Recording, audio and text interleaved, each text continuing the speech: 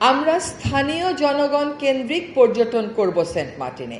আপনি ৮,০০০ মানুষের দ্বীপে পর্যটনের নামে প্রতিদিন ১০,০০০ লোক ঢুকাবেন। আপনি যদি ওই দ্বীপের বাসিন্দা হতেন, আপনার কেমন লাগতো? সেন্ট মার্টিনে পর্যটনের নামে যা হয় তার কোনো ম্যানেজমেন্ট আছে? যে পর্যটন শিল্পকে বাঁচাতে গিয়ে যেই জিনিসটাকে কেন্দ্র করে পর্যটন শিল্প বাঁচে সেটাকেই আপনি যদি ধ্বংস করে ফেলেন, তাহলে আর পর্যটন শিল্প আপনি কেমন করে বাঁচাবেন? যদি আপনি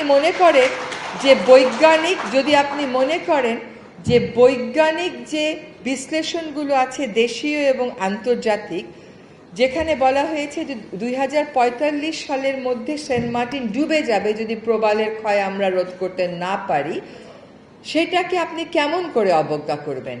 আপনি ৮,০০০ মানুষের দ্বীপে পর্যটনের নামে প্রতিদিন ১০,০০০ লোক ঢুকাবেন।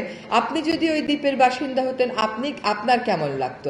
আপনি যাদের হয়ে প্রশ্ন করছেন, সেই জাহাজ ব্যবসায়ীরা, সেই হোটেলের মালিকেরা, তারা কি সেন্ট মার্টিনের মানুষ? আমরা স্থানীয় জনগণ কেন্দ্রিক পর্যটন করব সেন্ট মার্টিনে।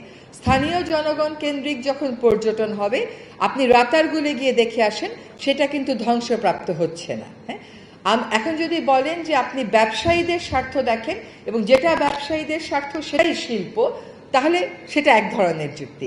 আর যদি বলেন যে সেন্ট মার্টিন দ্বীপটাকে আমাদের প্রজন্ম আর পরবর্তী প্রজন্মের জন্য বাঁচিয়ে দিয়ে যান, তাহলে কর্মপরিকল্পনা একরকম হবে।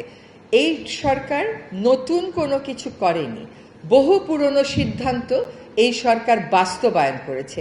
তাহলে বলেন যে সিদ্ধান্তগুলো নেওয়াটাই ঠিক ছিল না, সিদ্ধান্তগুলো সকল ভুল, এগুলোর কোনো বৈজ্ঞানিক ভিত্তি নেই, তা তো বলতে পারবেন না। শিল্প তখনই হয় যখন তার একটা ম্যানেজমেন্ট থাকে। সেন্ট মার্টিনে পর্যটনের নামে যা হয় তার কোনো ম্যানেজমেন্ট আছে? কোরাল ভেঙে ভেঙে নিয়ে আসা হয়।